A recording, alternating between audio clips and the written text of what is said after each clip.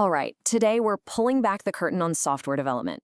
We're going to look at something fundamental, something you could call the architect's blueprint for all of code. It's the set of rules, the grand plan that everything digital is built on. We're talking about data.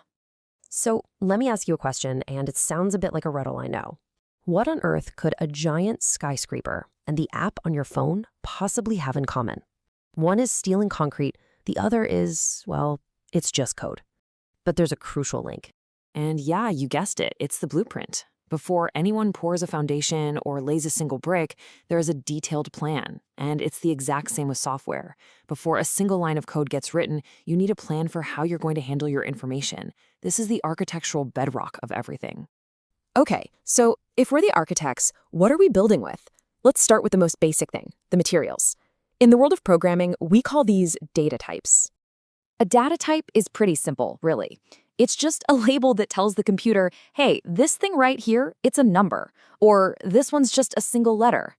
It defines the very nature of the information, which also defines what you can and can't do with it. You know, just like you wouldn't try to use glass where you absolutely need steel. So, our building materials, they basically fall into two big buckets. On one side, you've got primitive types. Think of these as your standard off-the-shelf stuff, your bricks, your sand, your basic lumber, simple fundamental things. But on the other side, you have user-defined types. Now these are the cool, custom-fabricated parts that you, the architect, design for a very specific job. So let's look at those primitives for a second. They are exactly what they sound like, the absolute fundamentals. You've got character types which hold just a single letter, like A or a symbol. And you've got numeric types for all kinds of numbers, whether it's a whole number like 42 or a decimal like 3.14. Can't get much more basic than that. And then we have our custom-built components. An array, for instance, is like laying a whole row of identical bricks. It's a sequence of the exact same data type. A structure is more like a prefabricated wall panel, where you combine different materials, like a person's name and their age, all into one handy unit. And then you get to pointers and references. These are fascinating. They aren't the material itself. Nope, they're more like a signpost on the construction site pointing to where the material is. So instead of copying a huge heavy steel beam, you just tell the system, hey, the beam you need, it's over there. It's a ridiculously efficient way to work. Okay, so we've got our materials, but we can't just leave them in a pile. We need a way to organize them, to label them, and to put them where they need to go. And this brings us to the life cycle of something called a variable. So what in the world is a variable? It's just a fancy word for a container. Think of it as a labeled box in the computer's memory. The name you give it is the label, and the box itself is designed to hold only one specific type of material, one data type. Simple as that. And putting one of these to work is a three-step process. First, naming. You give your container a unique name, something like user age. Then comes binding. This is where the system permanently links that name to a specific spot in memory. It's like assigning it a permanent storage locker. And finally, initialization. That's the moment you actually put something in the box for the first time, like putting the number 30 into your user age container. Now, having materials and containers is great, but any good architect will tell you, you can't just start throwing things together. You need rules. You need building codes. You need something to make sure the whole structure doesn't just fall apart. And in software, that's where type systems come in. So the most important rule of all is something called type checking. The best way to think of this is as your project's automated building inspector. It is constantly looking over your shoulder, making sure you're using all your materials correctly, and stopping you from, say, trying to build a wall out of water. And when you have a really strict building inspector, one that doesn't let anything slide, well, we call that strong tighting.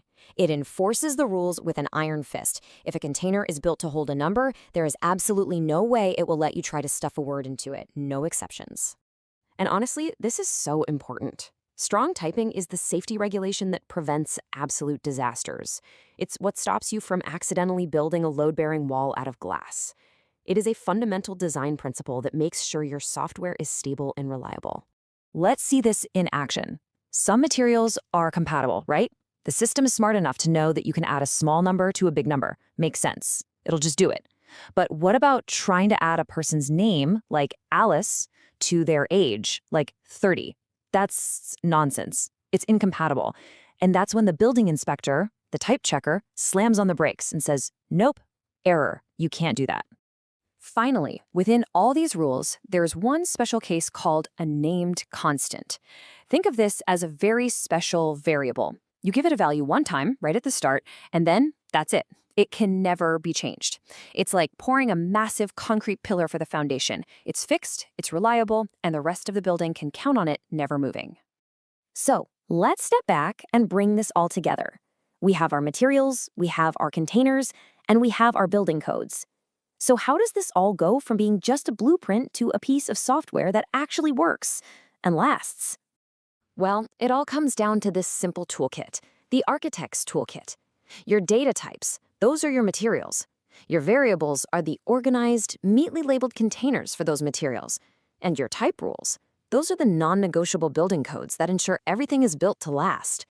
And why should you care about any of this? Because these ideas are not just theory. They are the invisible, foundational bedrock that makes pretty much every piece of software you use work correctly, from your bank account app to the games you play. This is what keeps our digital world from falling apart. So I'll leave you with this final thought. When you understand these fundamental blueprints, the materials, the storage, and the rules, you're not just a coder anymore. You're an architect. So the only question left is, what incredible digital cathedrals are we going to build next?